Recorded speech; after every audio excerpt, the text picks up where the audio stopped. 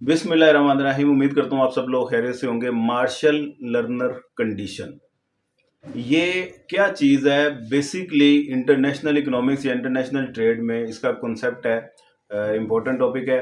इसका कॉन्सेप्ट समझ लीजिएगा।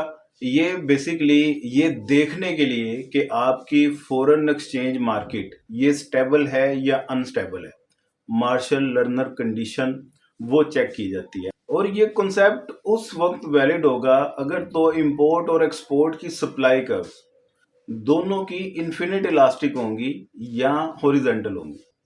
अगर तो नेशन की इंपोर्ट एंड एक्सपोर्ट डिमांड की प्राइस इलास्टिसिटीज ये ग्रेटर देन वन हो, इनकी एब्सोल्यूट वैल्यू की मैं बात कर रहा हूं, ये अगर ग्रेटर देन वन आ रही है तो ये फिर इंडिकेट करेगी स्टेबल फॉरेन एक्सचेंज मार्केट को। स्टेबल फॉरेन एक्सचेंज मार्केट का मतलब ये है कि आपका बैलेंस ऑफ पेमेंट वो सरप्लस में जाएगा।